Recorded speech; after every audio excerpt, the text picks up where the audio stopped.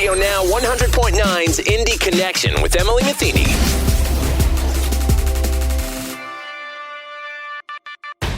Hello, I'm Emily Metheny, your host. This week, I got a chance to catch up with IndyHumane. Amy Tobias, the Chief Development Officer for IndyHumane, talked with me about how the organization has adapted in these times to protect both humans and animals. One way they are protecting everyone is by having the clinics temporarily closed. So yes, currently our low-cost spay-neuter clinic and vaccine clinic, which is in downtown, IndyHumane Downtown Clinic, is closed. And our Michigan Road vaccine clinic is also closed. For the time being, we did this to comply with both the governor's orders and to comply with CDC guidelines. We are open by appointment only for adoptions. So our adoptions are still taking place, but our clinics are closed for the time being. And with the adoption process being by appointment only, what else has changed when you apply to adopt a pet? So normally, when people come in, they have an in-person counsel by one of our customer service representatives, and now it is done all online, all on the telephone. The counseling session is done over the phone, and then an appointment is scheduled for a time to come pick up the animal that they've adopted, and the appointments are scheduled sporadically throughout the day so that there's never more than 10 people at the shelter at once. Excellent. And with everything that's been going on and a lot of people working from home, has there been a lot more adoptions and fostering happening through IndyHumane? Well, our foster program has been going exceptionally well. We have been busier than ever with our foster care program. People are really stepping up. We had, in March and early April, we had several Saturdays of online training, so there's a little bit of training in order to become a foster parent. And then our foster families doubled in size of people willing to help, because our goal was to get as many animals in the shelter over to foster homes in order to be able to minimize the number of staff that we had working at the shelter. And people have really stepped up, and having a pet during this difficult time, helps the people and the pets. So we have sent 290 dogs and cats to foster homes during the past 4 weeks, and currently, right now, we have 171 animals in foster homes. And so those animals are, a lot of those in foster homes are either waiting for surgery, or they might need a little bit of medical care before they're available for adoption. But then once they become available for adoption, they appear on our website and then are adopted. Excellent. And does your website update as animals become available and as soon as they are adopted? Is it up to date in real time? Yes. So our in real time, we post the animals available. Someone will fill out the application. If they go through the adoption, then they're removed automatically from the website. And our foster program sends out their own foster plea emails to those families who have been trained, where it will say, here's 10 animals that need foster homes, what their behavior is like, whether or not we recommend them for a family with children or a family, well, at this time, that will be home all the time. So that works out nice. But the foster care pleas for the animals that are needed to go to foster has their own email notification system. And if someone wants to apply to be a foster, are you still taking fosters on and waiting for those lessons to show up? Yes, so we have not scheduled another training currently, but we will. So people can go to indyhumane.org/foster to learn more about the process. And if they would like to learn about adopting a pet, they can go to indyhumane.org/adopt. And there's a section for both dogs and cats. And you're looking for fosters for both? Correct. Excellent. Our adoptions, since we have gone to 3 days a week in-person adoptions, the numbers have gone down. For example, 48 animals have been adopted in April so far, compared to 140 in all of April of 2019. But that said, 111 animals were in foster care in April of 2019, and almost 300 were this year. So they've kind of swapped. And do you think that's going to continue through May as well? Most likely, yes. Our foster care need and adoptions by appointment only will still continue throughout May, just to keep the staff safe and the public safe. With all the stay-at-home order and the social distancing, what can people be doing with their pets going outside still? Yes, they can still take their walks with their dogs in their neighborhoods, but just as they're recommending locally, when you're on a walk in your neighborhood, still keep that social distance 6 feet apart. But yes, getting your dogs outdoors is completely fine and healthy for both the dog and their owner. Excellent. And can you tell me a little bit about the Wolf Track app that IndyHumane has that connection with? It's actually a national app. It's called Wolf Tracks, WOOFTRAX, and people can select the animal shelter that they would like the proceeds to go to. They log their walk with their dog, and then they select IndyHumane, and we get a small portion of the proceeds from the Wolf Tracks app. Excellent. So you can do your social distancing and help IndyHumane that way too. Yes, exactly. Perfect.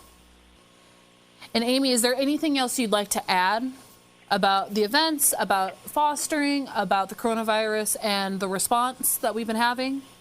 Well, we just really appreciate everybody stepping up, and the most impactful way that people can help us right now is by supporting our programs, is really visiting indyhumane.org/give.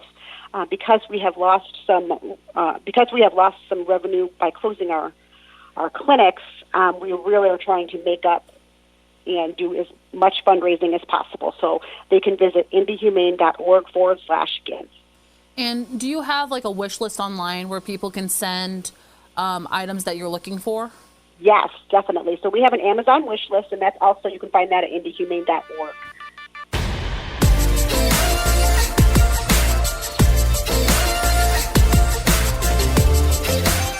For the second part of the show, Deb Lambert, Director of Collection Management for the Indianapolis Public Library, talked with me about the multitude of resources the library has online that can be accessed with and without a library card. We've been spending many years building these resources, and it's like you can get to the library when we're closed at home in normal times, in the evenings, 24 hours a day, 7 days a week. As long as you have a library card, even some of our resources, you don't even need a library card. But we have a full-blown library online. And as soon as we decided to close, we started shifting funds to more of that to make sure that we had all the resources that people need. And as the demand grew, we would be more prepared. What are some of the resources you have online that people can access with their library card?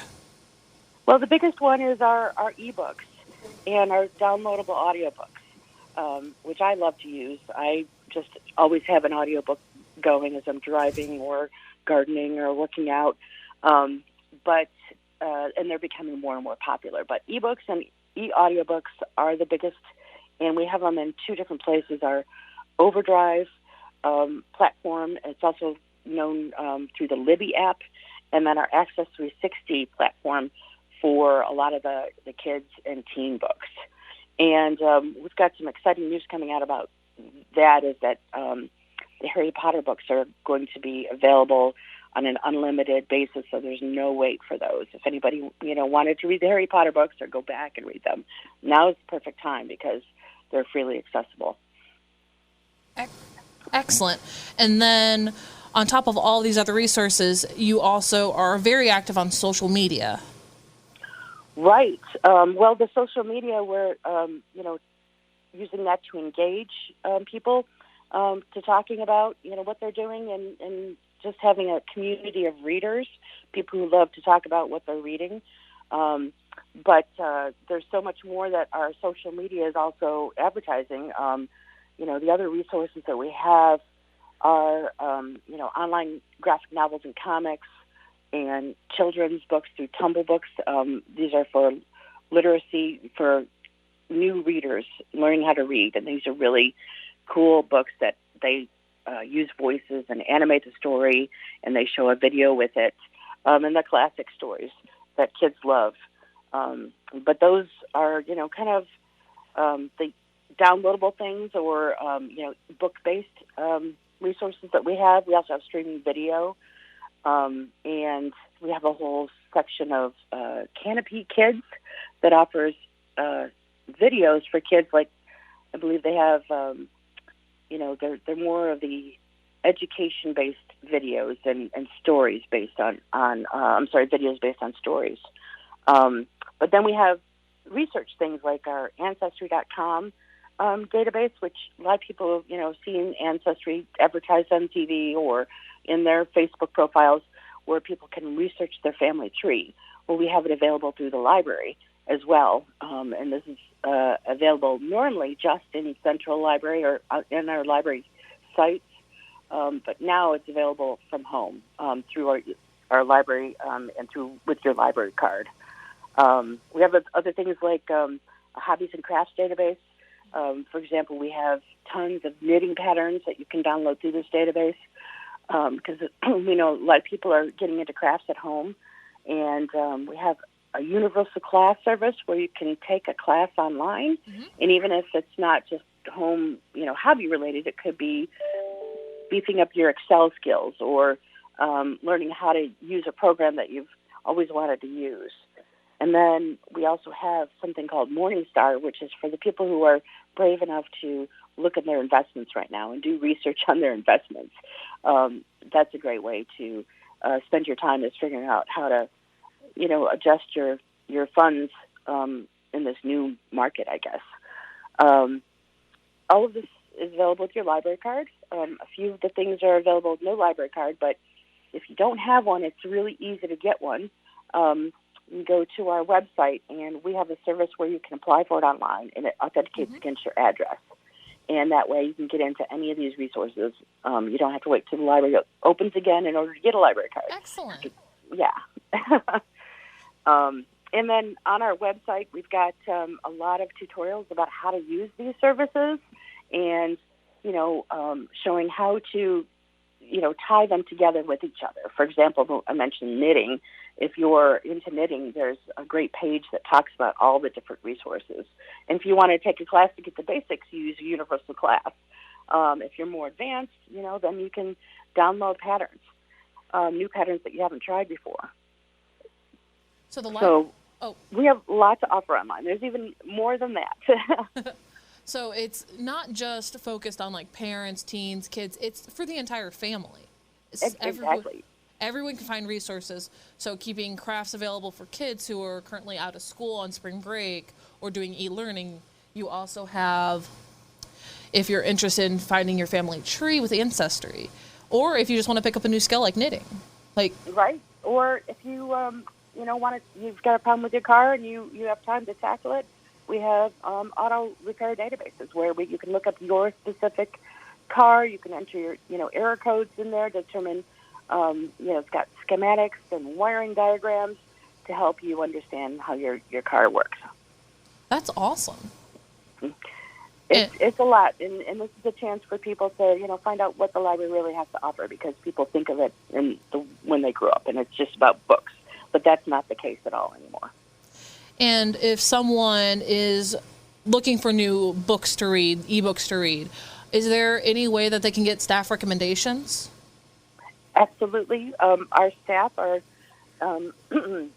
still answering phone calls and texts, so you can call the library, and there's staff members willing to help you. If you're not one that wants to talk to another person, then you can go to something called our novelist service, which gives recommendations for if you like this particular title or this particular author, here are books that are like this.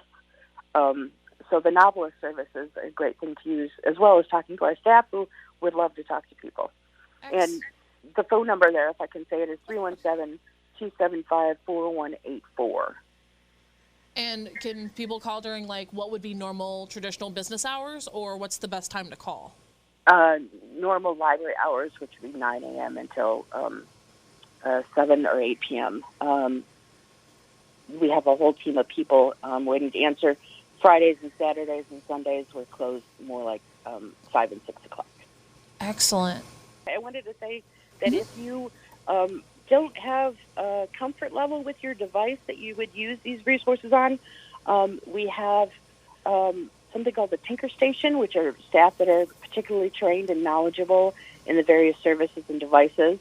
And you can call them, and they can help with a lot of these services, too, and spend more time with you walking through step by step.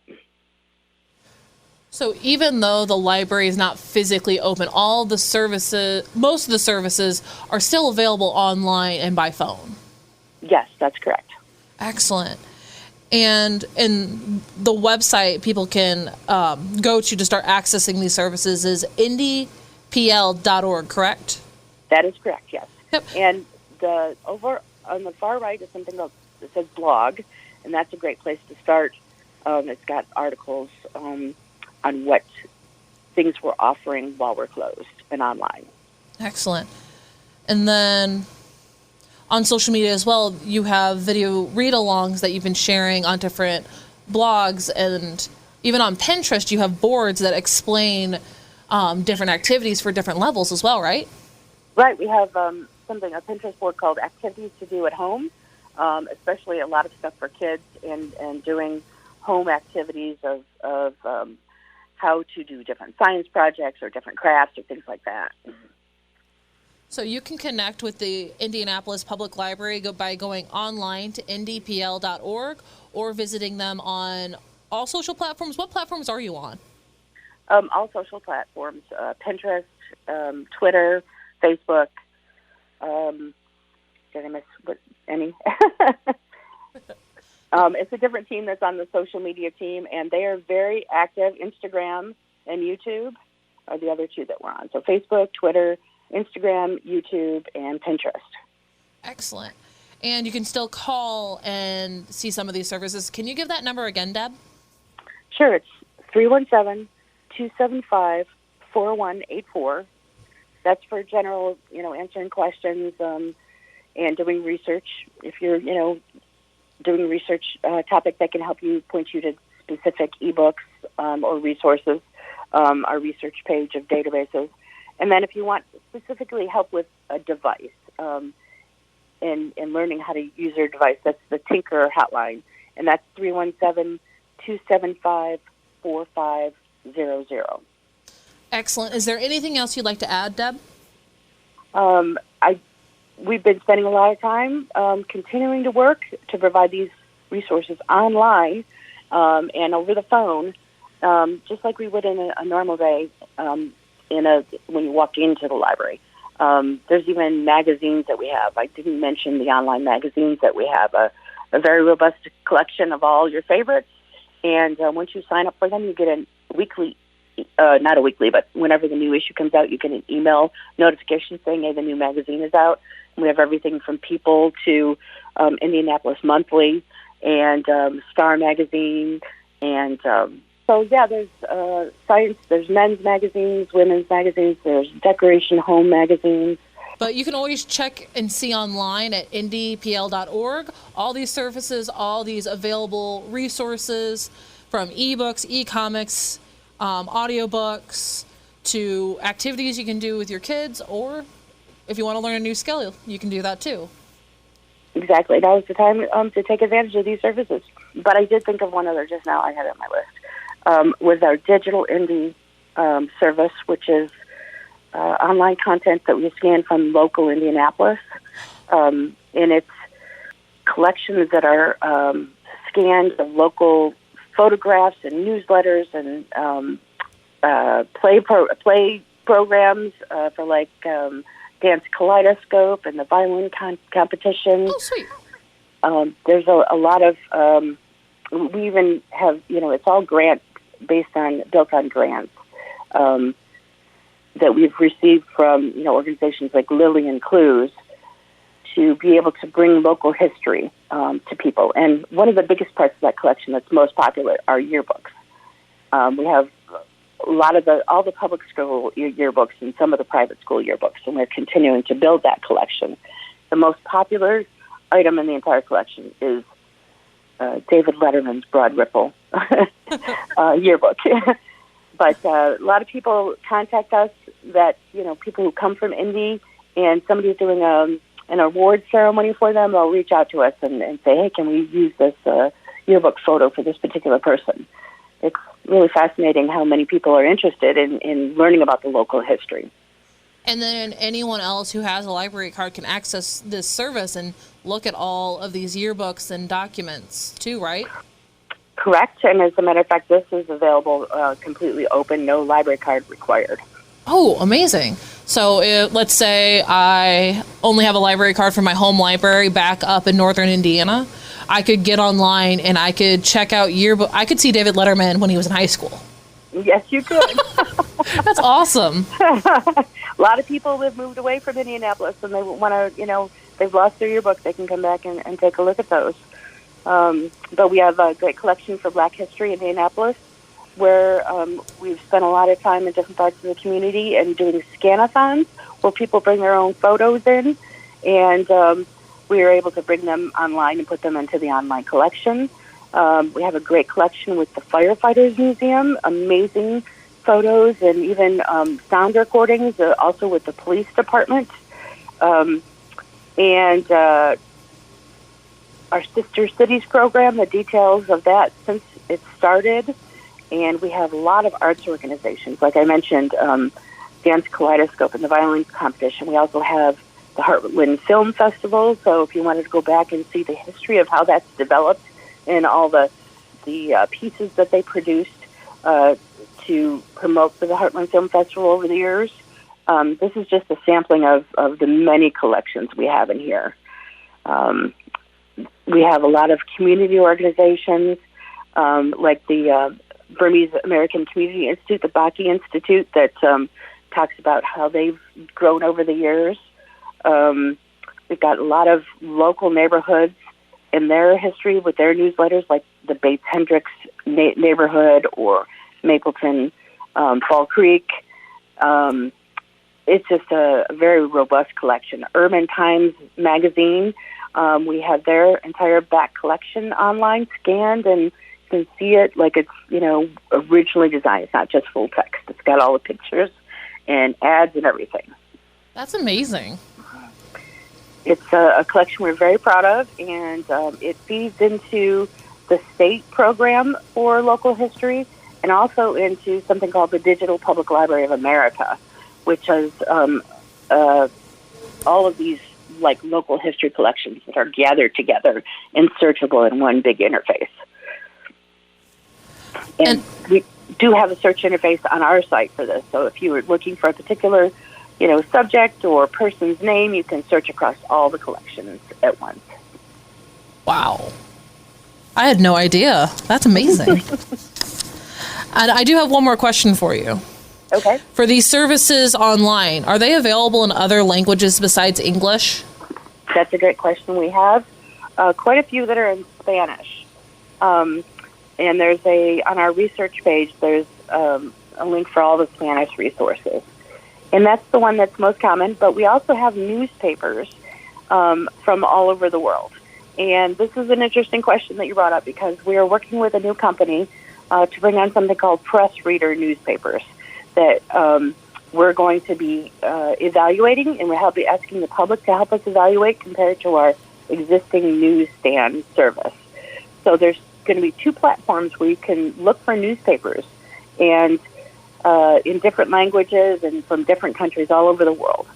And the new service, Press Reader, isn't quite live yet, but we'll be bringing it up soon. It has an app, whereas the newsstand service doesn't really have an app that goes with it.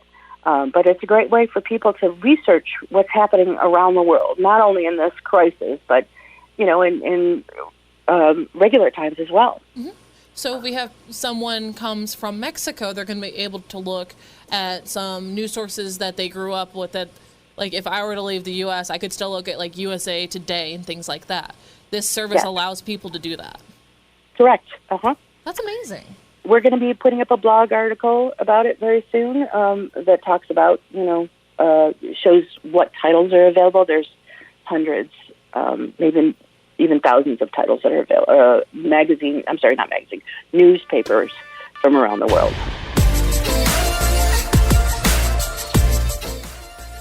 If you want to reach out or if you have topics you'd like me to cover, you can reach me at Metheny, that's EMETHENY, at radio-1.com.